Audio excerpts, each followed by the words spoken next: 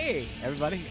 I'm ROCKwell Anderson with Tattoo.com and ROCKwell UnScene magazine, and I am on the high seas with Chad Nicefield from the band Wilson. Nicefield. What an inappropriate fucking name for you, dude. A guy from Detroit with a name of Nicefield. What's that all about? But my actual real last name is not Nicefield.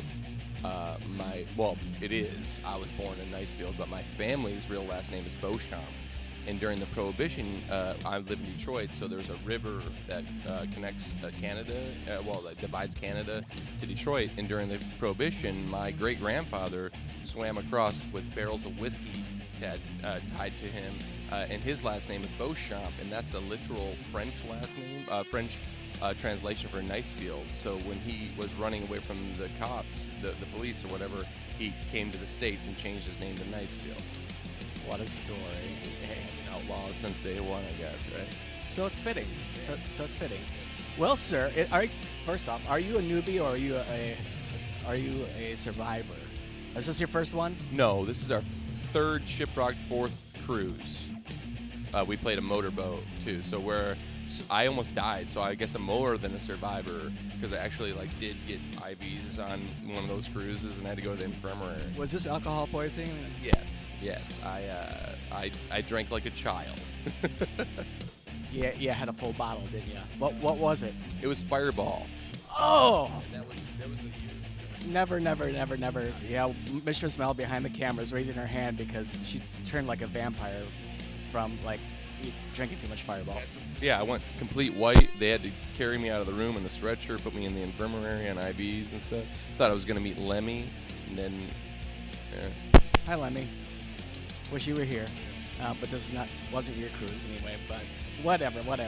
Hey, by the way, real quick before we get into Wilson and all of our Shiprock stories, being from Detroit, I just want to thank you because I'm a Packer fan. Sports. Sorry. Sports. See right here on Tattoo.com. No, that's another story. But let's get back to the music. You gotta have some shit coming out soon, or in the near future. What's going on? We're working on a new record, yeah. I don't know when that's going to come out, or even we're going to finish recording that record. But we're currently, after we get off the boat, we go back to finishing that sort of writing process. So yeah. Do you do any? Because they tour constantly. Always seeing these guys on the road. Now on the high seas. Do you do a lot of writing on the road, or any writing on the road? Yeah, tons of writing on the road. We actually bring a small recording rig with us or whatever that we set up in hotel rooms or people's houses that'll let us stay there or whatever. And we'll just hash out ideas just so we have them fresh when we get back home, and then we work on the rest of those ideas when we get back home. They're more or less like haikus, and we finish the story when we get home.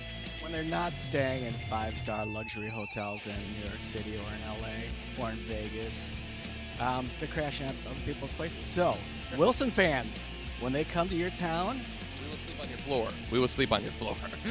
And they appreciate food, right? Yes, and booze. On these things, on the Shiprocked and the big festivals that these guys play at, there's plenty of food, but there's a lot of miles in between, and these guys get hungry, so make sure you feed them.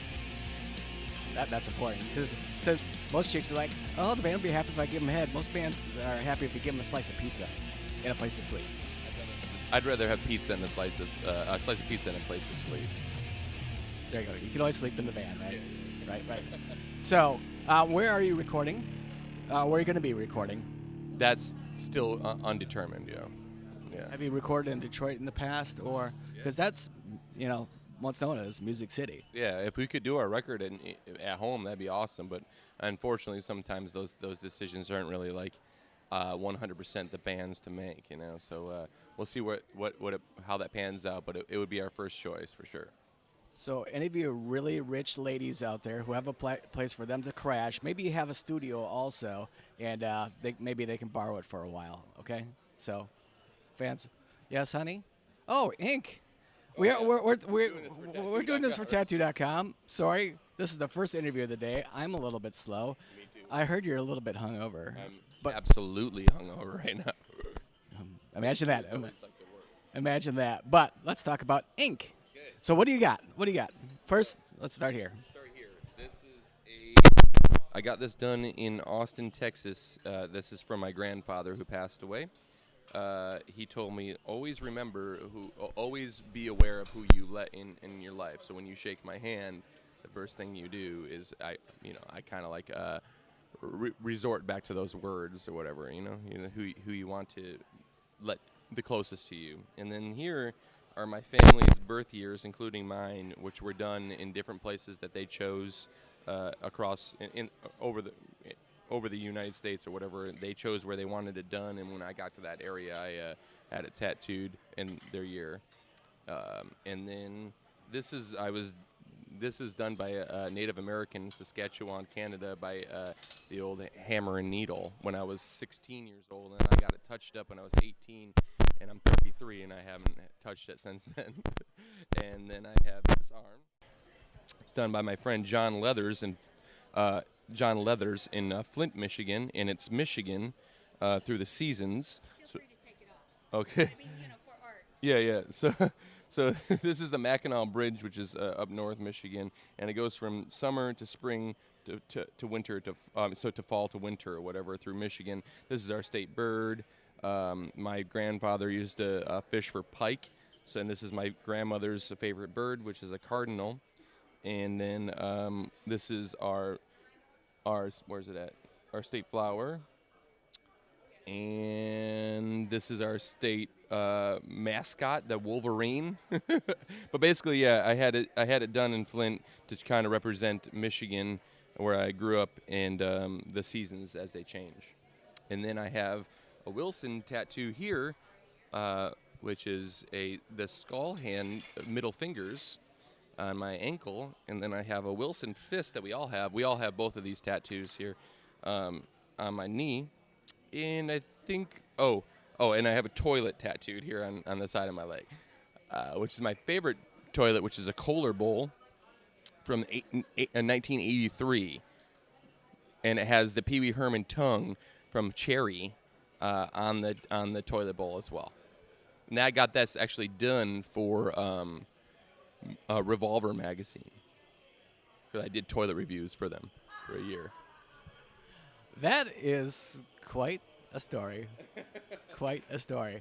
Well, sir, thank you for sharing all your ink. We're looking forward to the new music. Yeah. Happy Hangover Day. Yeah. And sorry. yeah, well, I didn't drink at all, and I'm a fucking retard, but whatever. But check them out. Coming soon. New music from Wilson. And in between, I'm sure you'll be touring. Yes, lots of touring. I don't know when we go back out on the road, but lots of touring.